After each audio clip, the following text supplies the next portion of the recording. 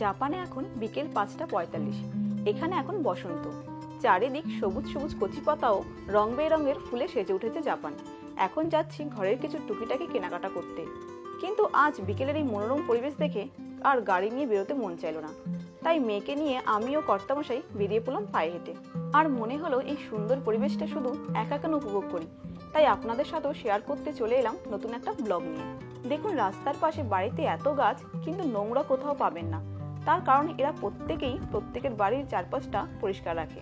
পৌরসভা কর্মীদের উপর নির্ভর করে না, এমনকি প্রতি মাসে পাড়ার লোকেরা দল বেঁধে সাফাই করে, ঠিক সেই সহজ পাঠের গ্রামের মতো। আজ মঙ্গলবার পাড়ার জঙ্গল সাফ করার দিন। হে গাইজ, আমি আঁখি, আমার মেয়ে রিধিমা, আঁখি ইন জাপানে আপনাদের সকলকে স্বাগত। যাই হোক, আমার পেছনে এই দাদুকে দেখছেন তো, আর এই ফুলে ভরা বাড়িটিও তার। আমি সকাল বা বিকেল যখনই মেয়েকে নিয়ে হাঁটতে বেরোই না কেন, এই দাদুকে ফুল গাছগুলোর পরিচর্যা করতে দেখি।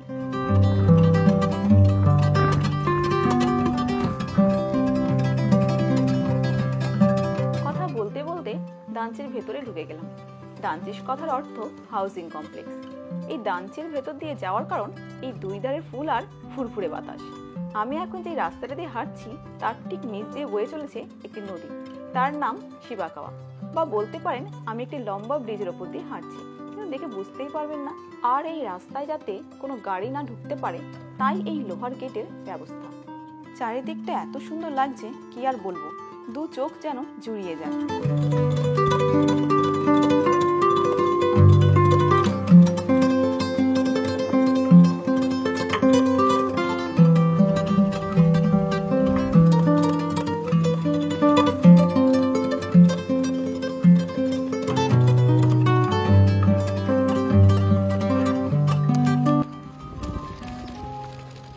আওয়াজটা শুনতে পাচ্ছেন?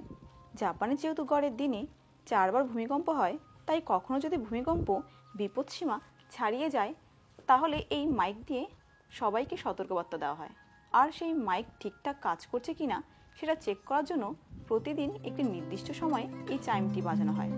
আর এই চাইমটির সাথে এটাও জানানো হয় যে প্রাইমারি স্কুলের বাচ্চাদের এখন খেলা বন্ধ করে ঘরে ফেরার সময়, এবং এটা বাধ্যতামূলক। আমার মেয়ে যখন বাইরে বেরোয়, বাইরের চারপাশটা দেখার জন্য ভীষণ উৎসুক হয়ে থাকে। তখন না ওর গাড়িতে হেলান দিয়ে বসবে না, শির দ্বারা সোজা করে বসে থাকবে। দেখতে দেখতে যখন ক্লান্ত বা ঘুম পেয়ে যায়, তখন মাথাটাকে হেলিয়ে দেয়।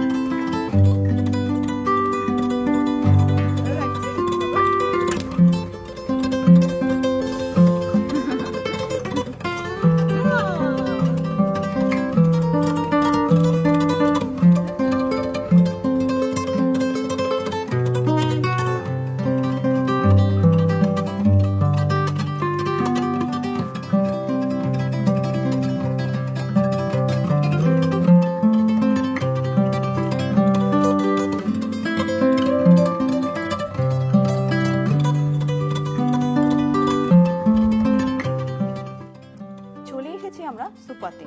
প্রথমেই যাব দাইসোতে। দাইসো হলো জাপানের একটি বিখ্যাত 100 ইয়েন শপ। এই দোকানের সব জিনিসের দাম 100 ইয়েন, তাই এই দোকানের নাম 100 ইয়েন শপ। আমাদের দেশের যেমন হরেক মালের দোকান আছে, যেখানে যা কিছু কিনবেন সব একদম, এটিও তেমনই একটি দোকান।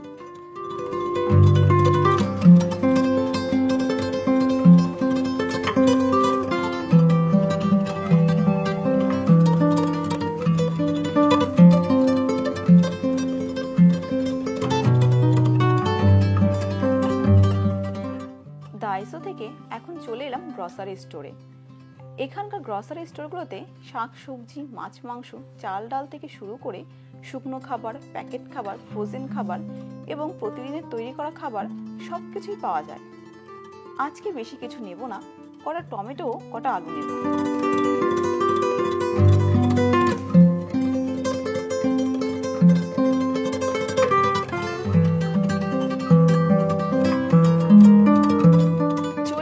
মাছের ডিপার্টমেন্টে এসে দেখি আমার পছন্দের দু রকম মাছই আছে, ইন্ডিয়ান স্যান্ডফিশ আর জাপানের স্যান্ডফিশ। দুটোই তুলে নিলাম আমার ঝুড়িতে।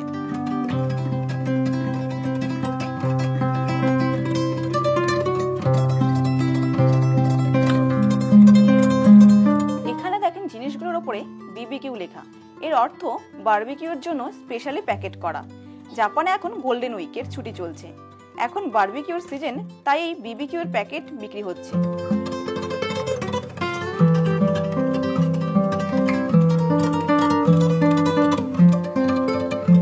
এখানে দেখুন আমাদের ইন্ডিয়ার চিংড়িও বিক্রি হচ্ছে।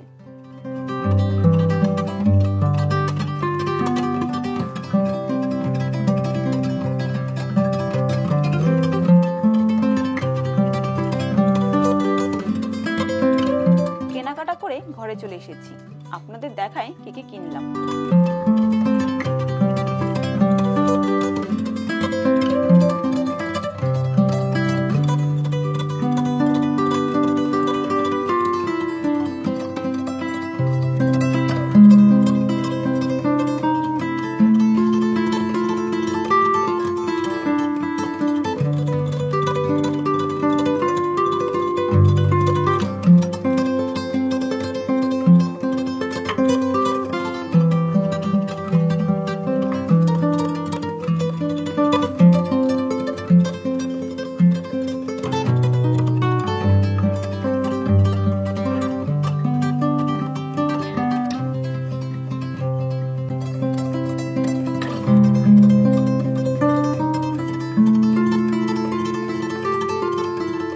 জাপান সম্পর্কে আর কি কি জানতে চান বা দেখতে চান তা কমেন্টে অবশ্যই জানাবেন। দেখা হবে নেক্সট ভিডিওতে। হরি ওম।